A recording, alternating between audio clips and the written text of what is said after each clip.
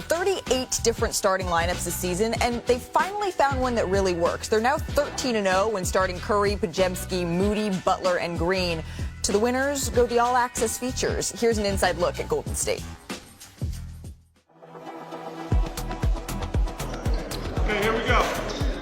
Sometimes you just have to make a move, and I thought getting Jimmy just changed everything. Steph, you bring it up. Jimmy set the ball straight. Jimmy's been a great help. You know, when you add a superstar like that, there's a renewed sense of life and some hope. You guys will end up doing what you want to do in this offense. Jimmy is the perfect fit for our guys. He's such a smart player.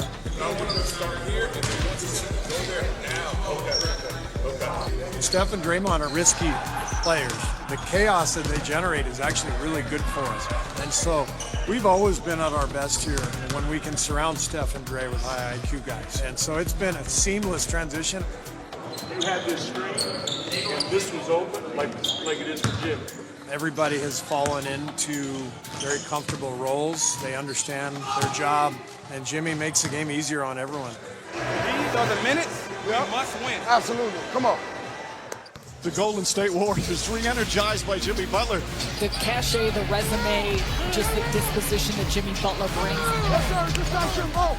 He is one of the game's clutch performers when it counts most. He is the ultimate competitor. Here's your mouth. I don't know if I've ever seen a mid-season trade have this kind of impact, but we're in a completely different place now. We still have a lot of work to do, and there are a lot of great teams in the West, but we just want to have a chance. As long as our team is in the right frame of mind and being competitive and hungry, we have a shot. Our goals have shifted, you know. I mean, we think we can win a championship. We know how hard it is. A lot of stuff has to go right, but if you're in the mix, you got a shot, and we're in the mix again. The Warriors are certainly in the mix. And, Brian, one thing I was curious about heading into last night's matchup here against the Los Angeles Lakers was the Warriors' size. The Lakers, they have been playing some lineups without a true center, but then they also have Christian Wood. Why do I keep doing that? I don't know. Jackson Hayes. No, they don't. They have Jackson Hayes. It's kind of the man in the middle. Why were the Warriors able to take advantage of that matchup? Because now they're looking like a team that could be really tough heading into the Western Conference postseason. Yeah, Malika, they both play small, the Lakers and Warriors, but the Warriors play small because their personnel is set up for them to do so. Yeah. The Lakers play small because they have to, because they just don't have size. Now, the Lakers can do it and have success, and we've seen them scramble and really create problems for other teams.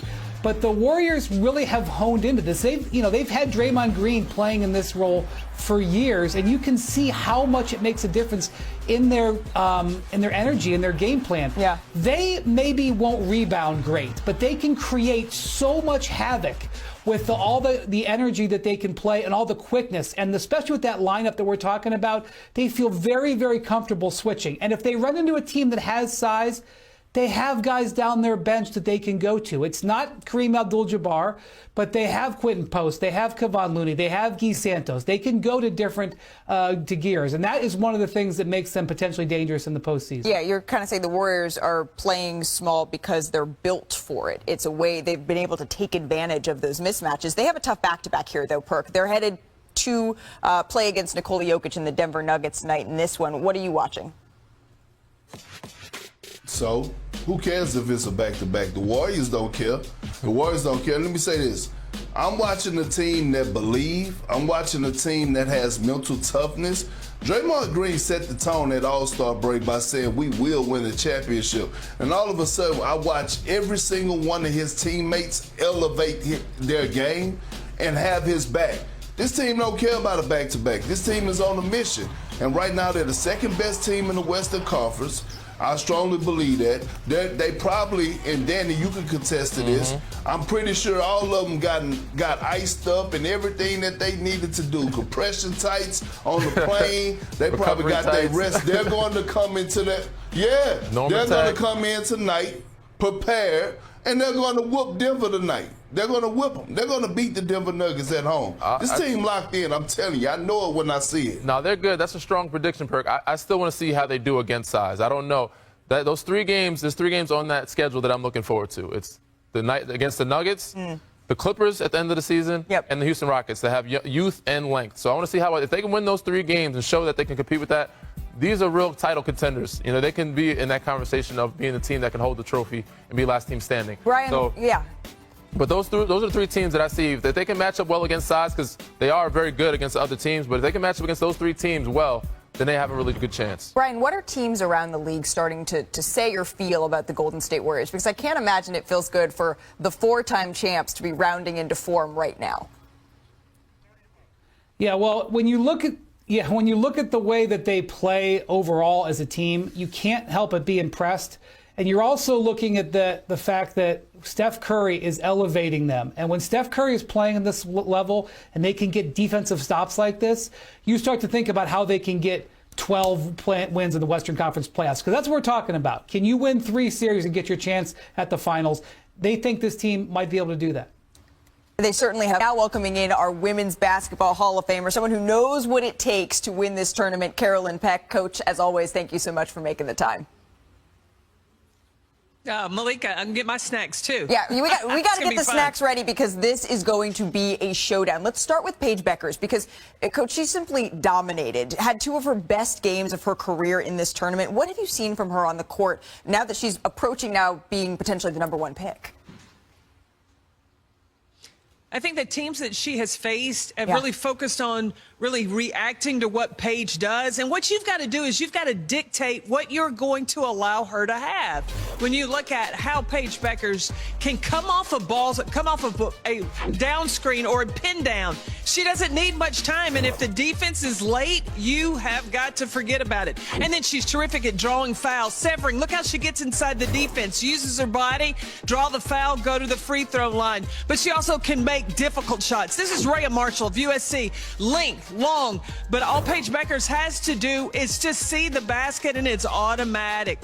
She also utilizing the screen and understanding when the roll happens, where the gaps are going to be, and she's getting into those gaps. Your game plan has to be, and discipline too, how you want to allow Paige Bueckers to score the ball. If you're at her mercy, she will make you pay. I mean, she's put 3 30-point-plus games together in a row already in this tournament. I was talking to a UCLA grad last night who said, you know what, we've been running through this. We're the #1 seed. We were feeling good up until we have to face Paige Bueckers. That just goes to show you how much she's instilling that sort of, I don't want to say fear, but respect from her opponents. Let's talk about the battle of the #1 seeds, Texas versus South Carolina here. What players do you have your eye on in this one?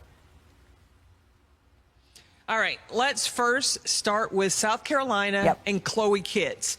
If you remember that game at South Carolina, when South Carolina played Connecticut, Chloe Kitts didn't play so well. She apologized to her team. And how did she really reinforce that she was going to do better? She had a triple-double against Ole Miss, and she has not had but 1 single-digit game since then. She is the force inside. She brings that that attitude for South Carolina, not only scoring in the paint, but getting on the glass. I cannot wait to see these go down. Yep, go ahead. Yeah. Well, there's the other one for Texas on the other side. I'm looking at Roy Harmon.